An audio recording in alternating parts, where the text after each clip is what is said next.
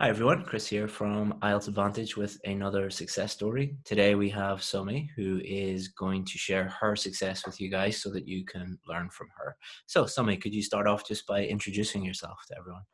Okay, my name is Sommie. I'm a Nigerian, just currently moved into UK. So that's it basically. For now, I'm based in London, but I'm from Nigeria. Excellent.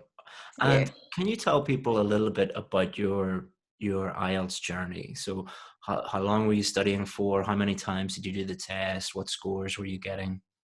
Okay, I actually started the IELTS journey 2019, Mhm. last year, March year. That was when I moved into the country. On my first two attempts, my challenge has always been on writing because most times when I go for the test, um, I usually get like 6.5 in writing Mhm. on two occasions until a friend of mine introduced me to the IELTS Advantage. She was like, I should give it a try because even if I decide to take another one and still come out with 6.5, Mhm. I still will never know my problem exactly because I never had the opportunity to get my essays reviewed or something. Yeah. So after saying it, I actually gave it a thought and I decided to, she gave me a contact, I think Brian, Yeah. to reach out if I had any questions or something. I could just ask him, and if I'm comfortable enough, I should give it a go. Instead of going again, wasting money, probably going another one, and that was it. That was how I started, really. So on my third attempt, before my third attempt, I contacted Brian and I asked him some questions that I needed to know to clarify, kind of. So after much, I decided to register for the IELTS Advantage, the VIP course, basically for writing because my listening, reading, and speaking to an extent was within the pass mark I was looking for. Because my target was minimum of 7 for each band. So I started the course sometime in April. Mhm. Yeah, and since then I've been practicing. I was quite desperate to go back and try again, but I told myself I needed to take some time because if I was going to do it for the third time, I need to get it right. Yeah, I mean So that's something that we tell people again and again on the course. yeah, Don't book the test until you're ready. true, Um, true, is true. it? But the human factor will always want to push you to keep trying because Yeah. I was quite desperate. I needed to, my program is, I'm looking at starting my conversion course here in the UK. So I was actually thinking I could join the last year September batch.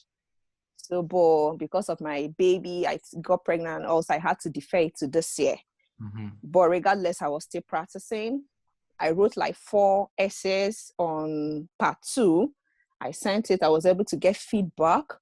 The initial one, the first time, the first feedback I got wasn't really encouraging. Well, I said, that's what everybody says. It's like, oh, yes, to be the honest, first I one that we was, do, people are like, oh no. But um, it's, I, I always say it's better to be honest and to tell people exactly what the problems are rather true, than for true, me just true. to try and be nice and not tell you what the problems are. But I know Yeah. that it can be quite a shock. It was demoralizing, I must say, because when the feedback came back, I think it was like 5.5 or 6. In my Mhm. mind, I was like, where did I get it all wrong? But to be honest, I had to learn from the mistakes that was pointed out. I think it was you, Chris, that actually reviewed my first essay. Mhm. And I was like, okay, that's fine. Then afterwards, I wrote again. I was improving from the first one that was 6. I was able to get like 6.5, then 7.5, 8, and that was it. I Yeah. kept trying, but I was Just able to do learn from your mistakes and get a little bit better. true, And that's true. what you did. As And I that think was what I did. when you talk about it being demoralizing, I think there's like two types of students. One type of student, when they see that negative feedback, they're like, I'm never going to get better, and they give up. Yeah, But you but you didn't do just that. have to keep pushing. You Yeah, were the because other I type of student, which is like, I've made a mistake, I can learn from it, I can get better, true, and to have that true. positive attitude. But yeah, I often feel bad about it because I'm like, it is demoralizing, but there's no other way. Because I really need to get the score that I'm looking at. So trying to mourn over it or trying to feel bad obviously wouldn't help. So I Yeah, had to just learn from it yeah, and told myself, okay, maybe in 2 weeks' time, I'm going to submit another essay and for real, I knew I needed to like get a higher score to keep pushing. Yeah. So afterwards, I had to go back to the videos again. I think I watched those videos like 3 times. For every topic I needed to write on, I have to go back to watch it again to make sure that I'll be able to write exactly what's needed of me. And when I got back, sent another essay, came back, the result was quite encouraging compared to the previous one. And it kept getting better until the last day, because this final one was my third attempt, because the last time I got a review, I think I was supposed to get 8.5, but due to certain mistakes, I was able to drop to like 7. But That's not bad though. yeah, which is still my target was 7, but I was thinking, okay, fine, if I can get like 7.58 on, because when you're writing it at home, you're a bit more relaxed. Exactly. Unlike in exam center and the whole tension and all. So I was like, okay, that's still not bad. I have to keep trying. Then I now tried part 1, because all those while I channeled my whole energy on part 2. I said, okay, let me still try part 1. You never can tell. I tried part 1 out and I got like 6.5.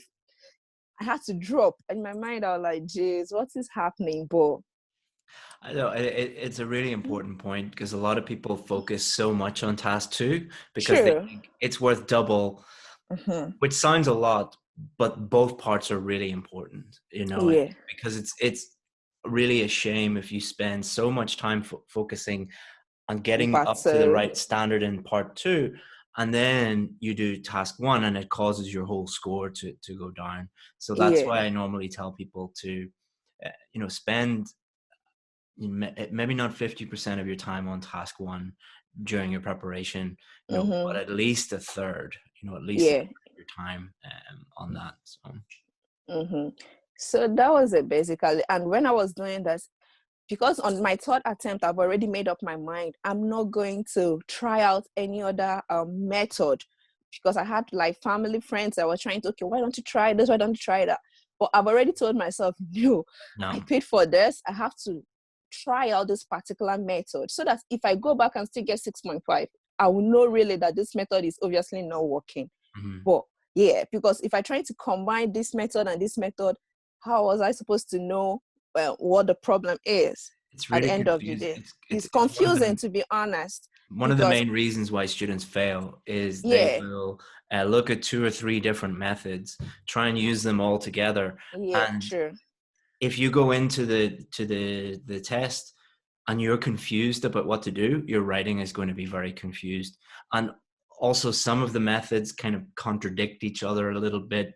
So you can do things that, so even anybody watching, you don't have to follow my method, but I would strongly recommend following one method. Definitely. Absolutely. Because at the end of that, I've already made up my mind. I'm going to use this particular method. I've tried a couple of methods in my first 2 attempts. Let me focus on this to be sure. And to be honest, the method was quite simple. At some point, I now figured that my challenge was generating ideas. Using the method was very easy, because once I see a question, I can easily arrange it the way it's going to be. But how do I generate an idea for that particular topic?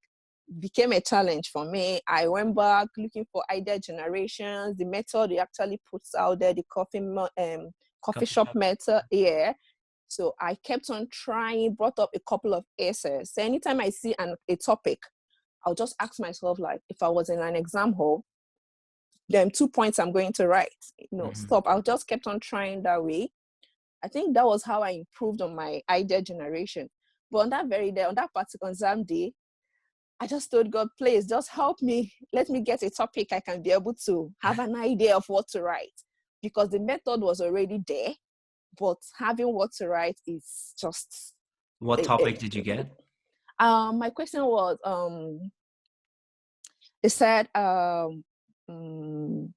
should women should they be encouraged to join the armed forces, the police, army? There's now said discuss. Some people actually said they should join, while some are of the opinion that they should not join. Yes, discuss both topics and give your opinion. Fair enough question. You don't have to be an expert in that area to know why some Well, people think that yeah, females should not be in the army and some people think that they true. should be in So the army. immediately I just asked myself, if someone had asked me that question, what would be my response? Of course, they always think that women are like the weaker sex. They're not strong enough for that. So Mhm. I now chose it. Probably that was the reason they felt women should not join. Then some feel that if they're qualified for it, why don't you give them the opportunity? So in my opinion, if they are qualified, they should be given the opportunity for, yeah.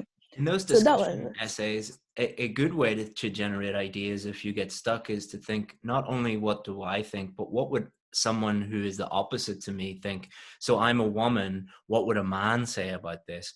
Yeah, Or, I'm from Nigeria, what would someone from Europe think about this? Or I'm a doctor, what would a nurse think about this? Or I am rich, what would someone poor think about this? yeah, Because often with those questions, people are like, "Oh, I don't know, I don't know anything about this." Like, well, you don't yeah. know, but what would someone else say? Mm-hmm. And that helps as well. And then also a good way of thinking about those questions for idea generation is, if I asked 100 people this question, what would be the most popular idea? What would be the most common idea? Yeah, And then that helps you think of the obvious, straightforward idea rather than a complex, complicated idea. yeah, true. So that was it. That was the question I actually got. And because I also tried out the computer-based type instead Oh, of the good. paper. Yes, Was instead it of the easier paper. for you? Yeah, for me, to be honest, it's something I would recommend for anybody that can type. Mm-hmm. Mm-hmm. The computer based, if you're good with your typing, then Yeah. because you don't have to, it saves some time. When you're doing the paper based, you find out that you have to count every word to be sure you're And it's within the better book. for editing as well, I think. Yeah, and there is a word count. So as Mm-hmm. you're typing, it's counting. Mm-hmm. And you can easily delete, copy, paste. It's more flexible for me compared to the paper based. And I found I was able to finish on time. I had time to still go through my essays before I submitted. I feel it's better for me compared to paper based anyway. Mm-hmm. Yeah, No, so I think that the benefits of that are true. It saves you time because you can do the word count, but also you can edit yeah, more and it makes your easily. work neater, especially for those that have bad handwriting as well. Yeah. You don't But have I think to. that the other thing to remember with that is that just doing the computer-based one is not a magic solution. It doesn't No, no, really no, no. matter if you use this or you use a pen. True, What true. matters is what is in your head.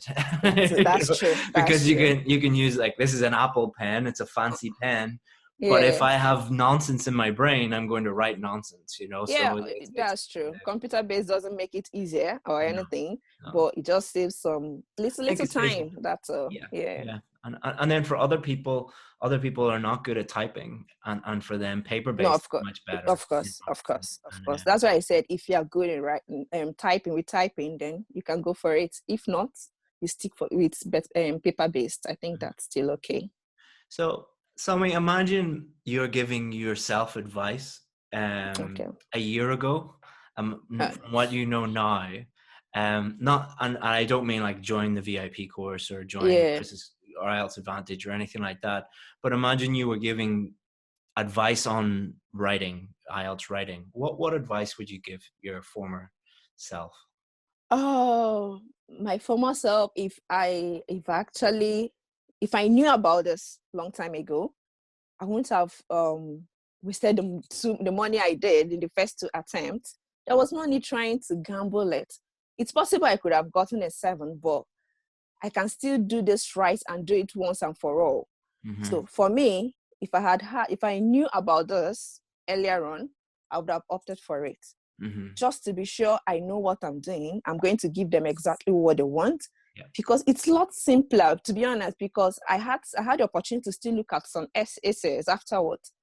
You find out people make things to be kind of complicated, but with the IELTS Advantage, the method that is being taught, things are a lot easier. And I think it makes the examiner, it makes everything easier for them as well. So I actually I seen a quote today on yeah. Twitter, and I want to read it to you. It Okay. it was I thought it was perfect for what's happening in the IELTS industry, especially for writing. it is the mark of a charlatan to explain a simple concept in a complex way. So I think what a lot of people do is they take IELTS test is quite a simple test. You know, the mistake is that we assume it's just speaking English. Yeah, well, But there is more to it. yeah. But I think a lot of the information out there is made more complicated than it needs to be. And then also you have the issue of whenever you fail a test, the last thing that you think is, I need to make things simpler. Yeah. The first thing that you think is, I need to make it more complicated, or this must be more complicated than I thought. And I Yeah. think you probably felt this when you started learning with me, was some students start learning with me and they're like, this is too simple. This is not going to work. It's you know. Yeah, because initially, before now, when they give me a topic, I probably will write like two topics per paragraph or something. Two main ideas in each two main paragraph. ideas in each paragraph. Yeah, but when I started with you, you were like one idea, one paragraph. In my mind, I asked myself, how am I going to get up right up to 250 with just one idea, one paragraph? But when I started writing, and I found out that it's something that I could easily do. And just with one idea, I can still write up to 300. Yeah. But before now, I would just write two ideas, and I found out I wasn't even developing them, because you just write, give an example, and that's that. You don't get to explain it the way it's supposed to be. And I think seriously, it's not about writing big words or trying to make things look advanced. No. No matter how simple it is, most important thing is writing while answering your question just the way they asked it, and at the end of the day, make it easy for the examiner to understand. Exactly. Make it easy for you to do and easy for the examiner to understand. Yeah. And if you anybody watching this, the simpler you can make your preparation and your writing, the better it is going to be. True. And I don't mean simple as in, my dog is brown, or like just using very simple words. Yeah. I mean, making your ideas, your explanations, your examples, as clear and as simple to understand as possible. And really good writing is clear. It is easy to understand. It is and you make your opinion known as well. Exactly. Yeah. So I think that's great advice, Sommie. Thank you so much, and I wish you the best of luck with your future here in the UK. And if you need any advice on anything, feel free to get in touch with us. We're always happy to help. Even though you've finished your IELTS study, we're happy to help you in the future. So yeah, sure. Thank you very much. Thank you, and thanks to the team. I'm grateful, seriously. Any particular members of the team you want to, because they watch these videos? Anyone that you want to? Oh, I'm not good with names, to be honest. No worries. Just like I said, there was one lady, I can't remember. I had to search for the email, Susan? But I couldn't find it. Susan, thank you. Yeah, she was quite detailed with her correction. I was like, wow. It was really good. Yeah. Send my regards to her. Susan, I really appreciate happy to hear that, because she's currently on lockdown in Spain. Really? So she's in Spain, so she'll be happy to hear from you. Yeah, please send my regards to her. It was really helpful, really. Thank you, Sommie. Thank you so much. And if you need anything, just let us know. I will. Thank you very much. Bye-bye. Bye. Hey, Chris here again. Hopefully you enjoyed that success story video. That student was part of our IELTS VIP course. And on that course, we show students exactly where they're going wrong and exactly what to do to get the score that they need. And we give them all the help and support that they need in order to get a 7, 8, or even 9 in their IELTS test. Now, we only work with a really, really small number of students. Because of the level of help and feedback and support that we give students, we can only work with a very, very small number of them. But we also have more success stories than any other online or offline course in the world, which has created a huge amount of demand for our course. So we're the only course in the world, I believe, that has a very, very, very long waiting list. If you want to join that waiting list, all you have to do is just click here and you'll be able to add your name, add your email address, and then when one of our students becomes successful and leaves the course, the next position can be for you. Hopefully see you in there. Bye-bye.